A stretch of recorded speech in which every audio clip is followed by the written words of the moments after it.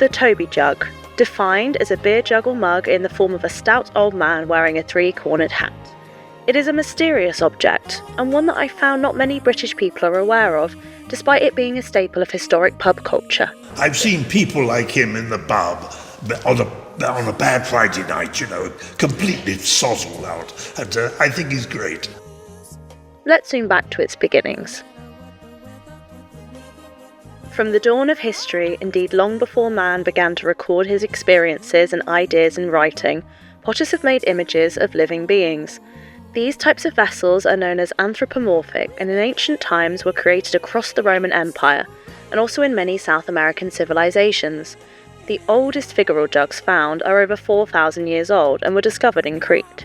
Approximately 3,795 years later, this vast history led to the much less impressive creation of the Toby jug, believed to have originated in between 1770 and 1790 in Staffordshire, England.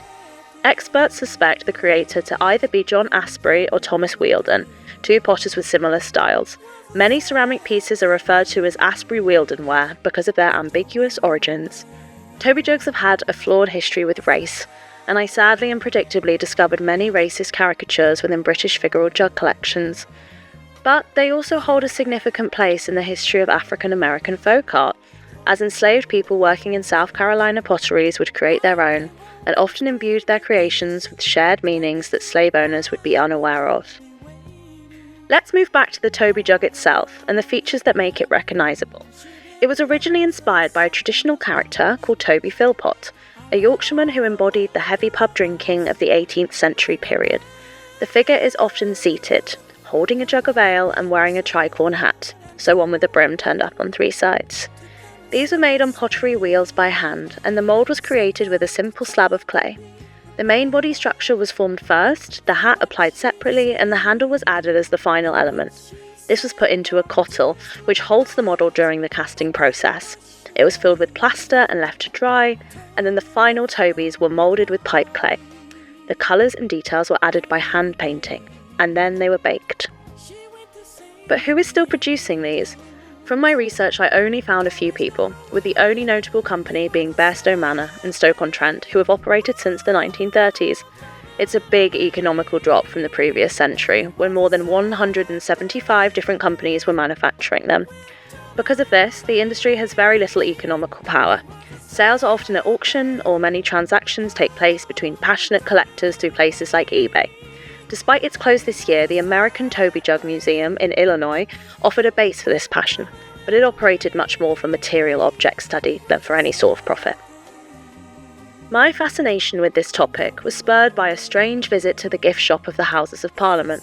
I was shocked that Toby jugs of Prime Ministers were being commissioned and sold, and I later found that this was again through their single producer, the previously mentioned Bairstow Manor. I found an interesting example of how Westminster politics can directly play into our eating and drinking habits. The most popular character jug is Winston Churchill, a war hero of the right, and also a man with horrific views on race and notorious inaction during the Bengal famine. Other well-sold jugs of this nature include Margaret Thatcher, Richard Nixon, Boris Johnson, and the Queen. It is clear that those who engage in Toby jug tradition most likely have views that match the age and supposed Britishness of figural jug invention. A summarised and accessible history of the Toby jug provides us with the opportunity for reinvention. What could a renewed jug industry look like today? Would character jugs be modelled from our primarily white and right-wing prime ministers, or could they simply encapsulate the people we want to celebrate, who are often close to us or contribute to our communities? The word tradition is multi-layered, and often something I personally reject. However, the worldly origins of anthropomorphic vessels is truly beautiful, and its forgotten universality should be much celebrated. Oh my god. There's more Cinderellas. Yeah, there's Toby. Oh my god, what in the world?